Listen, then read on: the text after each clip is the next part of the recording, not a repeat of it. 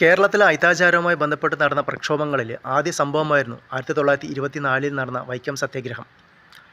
K. Kelappan, T. K. Madhavan, K. P. Kesava Menon, Mannath Padmanabhan, Kurur Neelakantan Namboothiri എന്നിവരായിരുന്നു വൈക്കം സത്യാഗ്രഹത്തിന് നേതൃത്വം നൽകിയത്.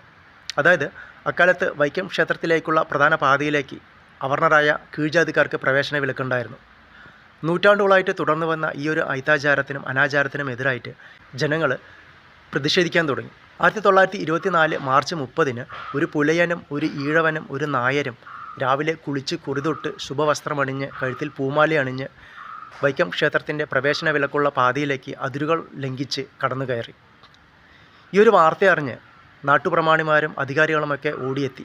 അവർ നിയമം ലംഘിച്ച് അതിക്രമിച്ച് കയറിയവരെ അറസ്റ്റ് ചെയ്തെങ്കിലും സമരം മുന്നോട്ട് തന്നെ പോയി. ഇതിനിടയിൽ മറ്റൊരു സംഭവം നടന്നു. രാജാവായിരുന്ന ശ്രീമൂലം തിരുനാൾ നാട് നീങ്ങി. രാജാക്കന്മാർ മരണപ്പെട്ടാൽ നാട് നീങ്ങി എന്നാണ് പറയുക. അദ്ദേഹത്തിൻ്റെ മരണത്തിന് ശേഷം ചിത്ര തിരുനാൾ രാജാവായി അഭിഷേകം ചെയ്യപ്പെട്ടു. എന്നാൽ അദ്ദേഹത്തിന് പ്രായപൂർത്തി ആവാത്തത് കൊണ്ട് മഹാറാണിയായിരുന്ന സേതു ലക്ഷ്മിബായി താൽക്കാലിക ചുമതലയുള്ള റീജൻ്റായിട്ട് അധികാരം ഏറ്റെടുത്തു. മഹാറാണി അധികാരം ഏറ്റെടുത്തതിന് ശേഷം സമരപരിപാടികളിൽ പങ്കെടുത്ത് അറസ്റ്റ് ചെയ്തവരെ മോചിപ്പിച്ചിരുന്നു. എങ്കിലും സമരം മുന്നോട്ട് തന്നെ പോയി. ഇതിനിടയിൽ ശ്രീനാരായണ ഗുരു വൈക്കത്തെത്തുകയും സമരക്കാർക്ക് പൂർണ്ണ പിന്തുണ പ്രഖ്യാപിച്ചതുമൊക്കെ സമരത്തിന് വലിയൊരു പുതുജീവൻ നൽകി. നാടിൻ്റെ വിവിധ ഭാഗങ്ങളിൽ നിന്നും വൈക്കത്തേക്ക് ജനങ്ങളെ സമരപരിപാടികളിൽ പങ്കെടുക്കുന്നതായിട്ട് ഒഴുകിയെത്തി. തമിഴ്നാട്ടിൽ നിന്നും EV രാമസ്വാമി നായ്ക്കരും പഞ്ചാബിൽ നിന്ന് അകാലിമാരും വൈക്കത്തെത്തി. ഇതിനിടയിൽ മന്നത്ത് പത്മനാഭൻ സവർണരുടെ ഒരു കാൽനട പ്രചരണ യാത്ര വൈക്കത്തു നിന്നും തിരുവനന്തപുരം വരെ നടത്തി.